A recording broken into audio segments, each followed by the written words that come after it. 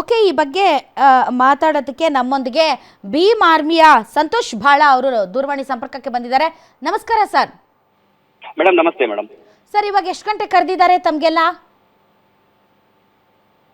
ಇವತ್ತಿಲ್ಲ ಮೇಡಮ್, 28ನೇ ತಾರೀಕು. 28ಕ್ಕೆ. ಹಾ, 28ಕ್ಕೆ ಎಷ್ಟು ಗಂಟೆ ಕರೆದಿದ್ದಾರೆ ಸರ್? ನೋಟಿಸ್ ನಾಳೆ ನೋಟಿಸ್ ಬರ್ಬೋದು ಮೇಡಮ್. ನಮಗ ಇನ್ನು ನೋಟಿಸ್ ನಿಮ್ಗೆ ಸಿಕ್ಕಿಲ್ಲ? ಇನ್ನೂ ಸಿಕ್ಕಿಲ್ಲ ಮೇಡಮ್ ನಮ್ಮ ಕೈಯಲ್ಲಿ. ಓಕೆ, ಈಗ ಶಾಂತಿ ಸಭೆ ಮಾಡಿ ಅಂತ ಕೋರ್ಟ್ ಹೇಳಿದೆ. ಕೋರ್ಟ್ ಸುಪರ್ದಿಯಲ್ಲಿ ಆದೇಶದನ್ವಯ 28ಕ್ಕೆ ಮಾಡ್ತಾರೆ ಶಾಂತಿ ಸಭೆ ಮೇಡಮ್. ತಾವು ನವೆಂಬರ್ 2ನೇ ತಾರೀಕಿಗೆ ಮಾಡ್ಬೇಕಾ ಪಥಸಂಚಲನ? ಹೌದು ಮೇಡಮ್. 2 ಬಿಟ್ಟು ಬೇರೆ ಡೇಟ್ ನೀವು ಹಿಡಿಯಲ್ಲ? ಹಿಡಿಯಲ್ಲ ಮೇಡಮ್. ಅವತ್ತೇ ಬೇಕು? ಅವತ್ತೇ ಬೇಕು? ಅವತ್ತೇ ಬೇಕು ಮೇಡಮ್. ಒಂದು ವೇಳೆ ಆಯ್ತುರಿಪ್ಪ, ನಿಮ್ಗೆ ನೆಕ್ಸ್ಟ್ ಡೇ ನವೆಂಬರ್ 3ನೇ ತಾರೀಕು ಕೊಡ್ತೀವಿ, RSS ಅವ್ರಿಗೆ 2ನೇ ತಾರೀಕು ಕೊಡ್ತೀವಿ ಅಂತಂದ್ರೆ ಒಪ್ಕೋತೀರಾ? ಇಲ್ಲ ಮೇಡಮ್, ನಮಗೆ ನವೆಂಬರ್ 2ನೇ ತಾರೀಕು ನಾವು ಮಾಡೋದು ಮೇಡಮ್. ನವೆಂಬರ್ 2ನೇ ತಾರೀಕೆ ಮಾಡಬೇಕು? ಹೌದು ಮೇಡಮ್. ಯಾಕೆ ನವೆಂಬರ್ 2ನೇ ತಾರೀಕಿಗೆ ಪಟ್ಟು ಹಿಡಿದು ಕೂತಿರ್ರಿ ಸರ್? ಈಗ ನವೆಂಬರ್ 2ನೇ ತಾರೀಕಿಗೆ ಯಾಕೆ ಪಟ್ಟು ಹಿಡಿದು ಕುಂತಂದ್ರೆ ಮೇಡಮ್, ನಾವು ಏನು ಅರ್ಜಿ ಸಲ್ಲಿಸ್ತೀವಿ ಮೇಡಮ್. ಯಾರಿಗೆ? ನಮ್ಮ ತಹಸೀಲ್ದಾರ್ ಅವರಿಗೆ 18ನೇ ತಾರೀಕು ಒಂದು ಅರ್ಜಿ ಸಲ್ಲಿಸ್ತೀವಿ ಮೇಡಮ್. ನಮಗೆ ಪಥ ಸಂಚಲನಕ್ಕೆ 19ನೇ ತಾರೀಕು ನಮಗೆ ಅನುಮತಿ ಕೊಡಿ ಅಂತ ಅರ್ಜಿ ಸಲ್ಲಿಸೋದು ಮೇಡಮ್. ಫಸ್ಟ್ ನೀವು ಸಲ್ಲಿಸಿದ್ದು RSS ಅವ್ರು ಸಲ್ಲಿಸಿದ್ದು ಸರ್? ಇಲ್ಲ, ಅದು ನಮಗೆ ಗೊತ್ತಿಲ್ಲ ಮೇಡಮ್. ಈಗ ನಮಗೆ ನೋಟಿಸ್ ಅಲ್ಲ, ನಿಮ್ಗೆ ಗೊತ್ತಿಲ್ಲ, ಫಸ್ಟ್ ಅವರೇ ಕೊಟ್ಟಿದ್ದು. ಪಾಪ ನಿಮಗೆ ಗೊತ್ತಿಲ್ಲ ಅಷ್ಟೇ, ಆದ್ರೆ ಅವರೇ ಕೊಟ್ಟಿದ್ದು ಫಸ್ಟ್. ಹಾ ಮೇಡಮ್. ಈಗ ಕೊಟ್ಟ ನಂತರ ನಮಗೆ 18ನೇ ತಾರೀಕು ಸೇಮ್ ಡೇ ನಮಗೆ ಹಿಂಬರ ಕೊಡ್ತಾರೆ ಮೇಡಮ್ ತಹಸೀಲ್ದಾರ್ ಅವರು. ಇಲ್ಲಿ ಕಾನೂನು ಸುವ್ಯವಸ್ಥೆ ಹದಗೆಡಬಹುದು. ಹಾಗಾಗಿ ನಿಮಗೆ ಮತ್ತು RSS ನವರಿಗೆ ಕೊಟ್ಟಿರುವಂತ ಏನು ನೀವು ಅರ್ಜಿ ಸಲ್ಲಿಸುತ್ತಾ, ನಿಮ್ಗೆ 2 ಅರ್ಜಿಗಳನ್ನ ತಿರಸ್ಕಾರ ಮಾಡ್ತೀವಿ ಅಂತ ತಹಸೀಲ್ದಾರ್ ಅವರು ನಮ್ಗೆ ಹಿಂಬರ ಕೊಟ್ಟದ ಮೇಡಮ್. ಕರೆಕ್ಟ್ ಐತ್ರಿ ಸರ್. ಮತ್ತ ಅದು ಆದ ನಂತರ ಮತ್ತೆ ನಾವು 2ನೇ ತಾರೀಕದಂದು ಮತ್ತೆ ನಾವು ಪಥ ಸಂಚಲನ ಮಾಡೋದಕ್ಕೆ ಮತ್ತೆ ಪುನರ್ ಅರ್ಜಿ ಸಲ್ಲಿಸೋದಿತ್ತು ಮೇಡಮ್. ನಾವು ಸಲ್ಲಿಸಿದಾಗ ನಮಗ ಮತ್ತೊಂದು ಹಿಂಬರ ಕೊಡ್ತಾರೆ ಮೇಡಮ್. ಯಾರು? ತಹಸೀಲ್ದಾರ್ ಅವರು. ಅಲ್ರಿ ಸರ್, ನೀವು ಅವ್ರು ಮಾಡಿದ ದಿನಾನೇ ಮಾಡ್ಬೇಕನ್ನೋ ಪಟ್ಟೇನ್ ನಿಮ್ದು?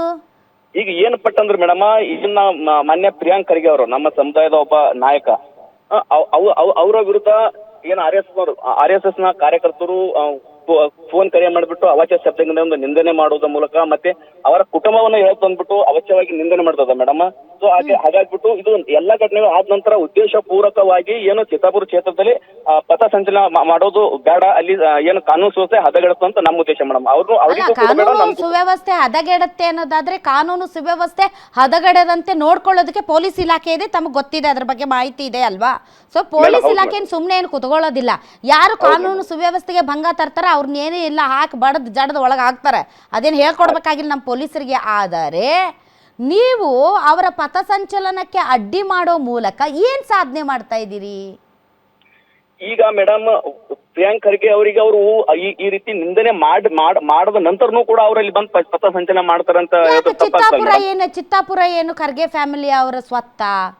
ಅಲ್ಲಲ್ಲ, ಯಾರು ಸ್ವತ್ತ ಅಂತಲ್ಲ ಮೇಡಮ್, ಅವರು ಪ್ರತಿನಿಧಿಸುವಂತ ಒಂದು ಕ್ಷೇತ್ರ ಅದ ಮೇಡಮ್.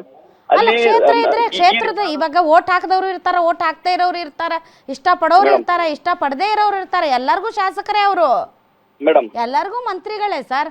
ಅವ್ರಿಗೆ ಬೈದಾರಂದ ಮಾತ್ರಕ್ಕೆ ಅವ್ರು ಓಡಾಡಬಾರ್ದು ಅಂತ ಇನ್ನೊಂದು ಸಂಘಟನೆ ನಿಂತು ಬಿಡ್ತೀವಿ ನಾವು ಅಂತಂದ್ರೆ ಅದು ಏನು ಪ್ರಜಾಪ್ರಭುತ್ವ? ಬಿಜೆಪಿ ಅವ್ರ ಪಥ ಸಂಚಲನ ಮೇಡಮ್ ನಾವ್ ಅದಕ್ಕೆ ವಿರೋಧ ಮಾಡ್ತಾ ಇಲ್ಲ, ಬಟ್ RSS ಅವ್ರು ಮಾಡಬಾರ್ದು ಮೇಡಮ್ ಅಲ್ಲಿ ಪಥ ಸಂಚಲನ.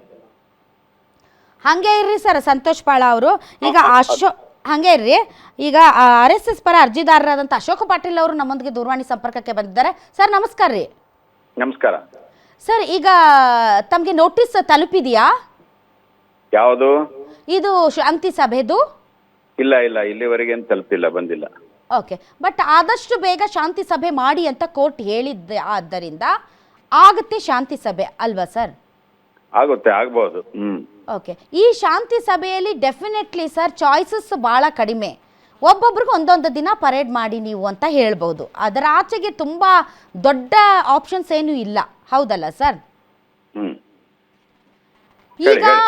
ಈಗ RSS ಪಥಸಂಚಲನ 2ನೇ ತಾರೀಕೆ ನಡೀಬೇಕು ಅನ್ನೋದು ತಾವು ಕೊಟ್ಟಿರುವಂತ ಅರ್ಜಿಯ ಮೂಲ, ಹೌದಲ್ಲ ಸರ್?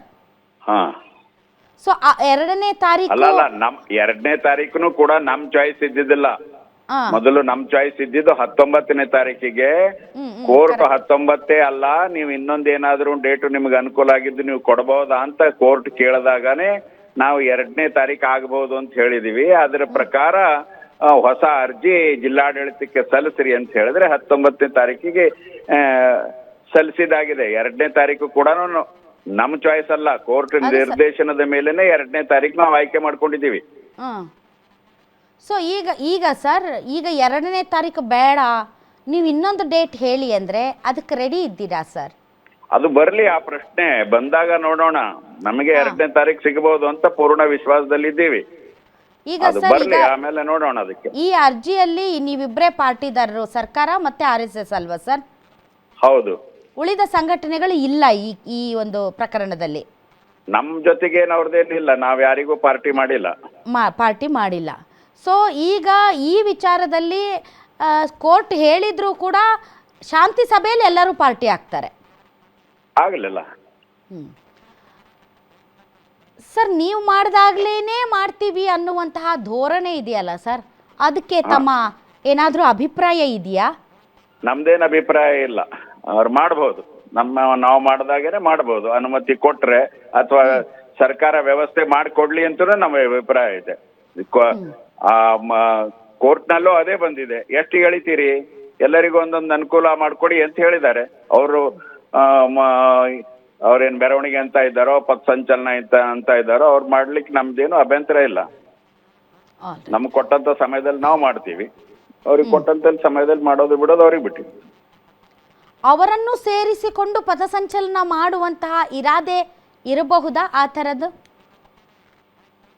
ಅವರನ್ನು ಸೇರಿಸ್ಕೊಂಡು ಅಂದ್ರೆ ಸಂಘದ ಪಥಸಂಚಲನ ಇದು ರಾಷ್ಟ್ರ ಮಟ್ಟದ ಕಾರ್ಯಕ್ರಮ ಇದೆ. ಅದರ ಅಂಗಭಾಗಿ ನಾವು ಚಿತ್ತಾಪುರದಲ್ಲಿ ಮಾಡ್ತಾ ಇದ್ದೀವಿ. ಇಡೀ ದೇಶದ ಎಲ್ಲ ಮಂಡಲ ಕೇಂದ್ರ ಅಂದ್ರೆ ಗ್ರಾಮ ಪಂಚಾಯತಿ ಕೇಂದ್ರಗಳಲ್ಲಿ ಸಂಚಲನ ನಡೀತಾ ಇದೆ.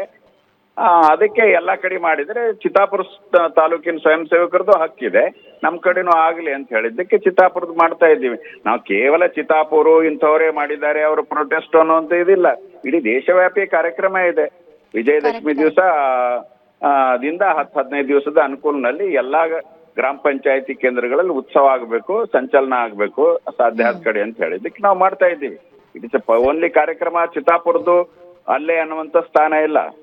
ಇಡೀ ಈಗ RSS ಪಥಸಂಚಲನ ಮಾಡಿದ್ರೆ ನಾವು ಮಾಡಬೇಕು, RSS ದಂಡ ಹಿಡಿದ್ರೆ ನಮಗೂ ಒಂದು ಬಿದಿರಿನ ಕೋಲ್ ಕೊಡಬೇಕು, ನಮಗೂ ಧ್ವಜ ಕೊಡಬೇಕು ಅಂತ ಏನು ಪಟ್ಟು ಹಿಡ್ದಿದಾರಲ್ಲ ಸರ್. ನಾವು ಆ್ಯಸ್ ಎ ಸಾರ್ವಜನಿಕರು ಹೊರಗಡೆಯಿಂದ ನೋಡೋರು ಆಯ್ತು ಬಿಡ್ರಪ್ಪ ಎಲ್ಲರೂ ಕೂಡ ಒಂದು ಪಥಸಂಚಲನ ಮಾಡಿಬಿಡ್ರಿ, ಅದೇ ಒಂಥರ ಒಂದು ಒಂದು ಒಂದು ಒಂದು ಒಳ್ಳೆಯ ಬೆಳವಣಿಗೆ, ಎಲ್ಲರೂ ಖುಷಿ ಪಡುವಂಥ ಬೆಳವಣಿಗೆ.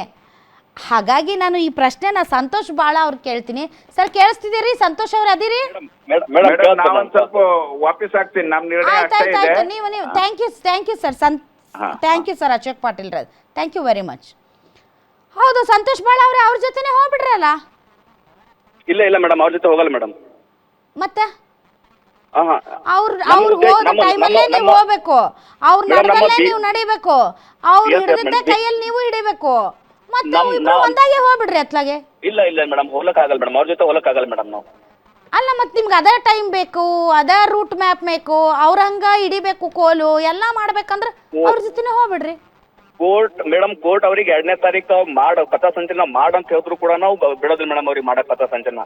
ಕೋರ್ಟ್ಗಿಂತ ನೀವೇನೇನು ಮ್ಯಾಲಿಂದ ಇಳಿದು ಬಂದಿಲ್ರಿ, ದೇವ್ರಲ್ಲ ನೀವು.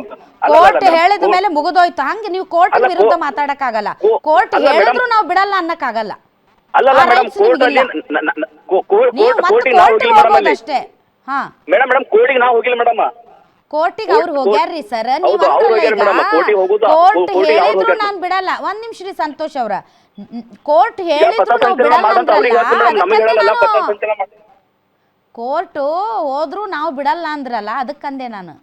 ಮೇಡಮ್ ಈಗ ನಾವು ಕೋರ್ಟಿಗೆ ಹೋಗಿಲ್ಲ ಮೇಡಮ್, ಅವ್ರಿಗೆ ಆ ದಿನ ಮಾಡಂತ ಹೇಳಿದ್ರು ಕೂಡ ನಾವು ಮಾಡ್ತೀವಿ ಮೇಡಮ್. ಅವರ ವಿರುದ್ಧವಾಗಿ ನಾವು ಏನಾಗೈತಿ, ಮೊದ್ಲಿಗೆ ಅವರು ಕೊಡ್ತಾರ ಮನವಿ, ಅವ್ರು ಅವತ್ತಾಗಲ್ಲ ಅಂತಾರ, ಯಾಕಂದ್ರೆ ನೀವು ಕೊಟ್ಟಿರ್ತೀರಿ. ಅದಕ್ಕೆ ಅವ್ರೇನು ಹೇಳ್ತಾರ, ಆಯ್ತು ನೀವೇ ಹೇಳಿ ಜಿಲ್ಲಾಡಳಿತ, ನೀವ್ ಹೇಳಿದ ಡೇಟಿಗೆ ಮಾಡ್ಕೋತೀವಿ ಅಂತಾರೆ. ಆಗ ಜಿಲ್ಲಾಡಳಿತ ಹೇಳುತ್ತಾ ಆಯ್ತ್ರಪ್ಪ ನವೆಂಬರ್ 2ನೇ ತಾರೀಕು ಮಾಡ್ಕೊಳ್ರಿ ಅಂತ ಹೇಳ್ತಾರೆ. ಆಯ್ತು ಅಂತ ಅವ್ರು ರೆಡಿ ಆಗ್ತಾರೆ. ಇವ್ರಿಗೆ ನವೆಂಬರ್ 2ನೇ ತಾರೀಕು ಕೊಟ್ಟಾರ ಅಂತ ಹೇಳಿ ನೀವು ಮತ್ತೆ ಮುಗಿಬಿದ್ದು ನಮಗೂ 2ನೇ ತಾರೀಕು ಕೊಡ್ರಿ ಅಂತ ಮತ್ತೆ ಅಲ್ಲೂ ನೀವು ಬರ್ತೀರಿ. ಈಗ ಮತ್ತೆ ಅವ್ರು ಇನ್ನೊಂದ್ ದಿನ ಕೊಡ್ತಾರ ಅವರಿಗೆ, ಅವಾಗ್ಲೂ ನಾವು ಮತ್ತೆ ಅದೇ ದಿನಾನೇ ಮಾಡ್ತೀವಿ ಅಂತೇಳಿ ಮತ್ತೆ ಮುಂದೆ ಹೋಗ್ತೀರಿ ನೀವು? ಹೌದು ಮೇಡಮ್, ಅವಾಗ್ಲೂ ಬರ್ತೀವಿ ಮೇಡಮ್. ಅವಾಗ್ಲೂ ಬರ್ತೀರಿ? ಹೌದು ಅವಾಗಲೂ ಬರ್ತೀವಿ ಮೇಡಮ್. ಸುಮ್ಮನೆ ನೀವು ಬಂದ್ಬಿಡ್ರಿ ಅತ್ಲ ಕೇಶವ ಕೃಪಾಗ ಇಲ್ಲ ನಾಗಪುರದಲ್ಲಿ ಅವ್ರ ಆಫೀಸಿಗೆ RSS ಕಚೇರಿಗೆ ಬಂದು ಕುಂತ ಬಿಡ್ರಿ ಅತ್ಲಾಗೆ. ಈಗ ನಾವು ಟೋಟಲಿ ಭೀಮ್ ಆರ್ಮಿ ನಾವು ಡಿಸೈಡ್ ಅಲ್ಲ ಮಾಡೋದು ಭೀಮ್ ಆರ್ಮಿ ಅಂದ್ರೆ ಬರೀ RSS ಹಿಂದಿಂದ ಓಡಾಡೋದು ಬಾಲಂಗೋಚಿ ಏನು? ಅಲ್ಲ ಮೇಡಮ್, ನಾವು ಆರ್ ಎಸ್ ಎಸ್ ಇಂದ ಓಡಾಡೋದು ನಮಗೆ ಅವಶ್ಯಕತೆ ಇಲ್ಲ ಮೇಡಮ್. ಏನು ದೇಶದಲ್ಲಿ ಅಶಾಂತಿ ಸೃಷ್ಟಿ ಮಾಡುವಂತ ಸಂಘಟನೆ ಹಿಂದೆ ಓಡಾಡೋದು ನಮ್ಗೆ ಅವಶ್ಯಕತೆ ಇಲ್ಲ ಮೇಡಮ್. ಸಂತೋಷ್ ಬಾಳ ಅವರೇ, ನಾನು ನಿನ್ನೆಯಿಂದ ಅದನ್ನೇ ಹೇಳ್ತಾ ಇದ್ದೀನಿ.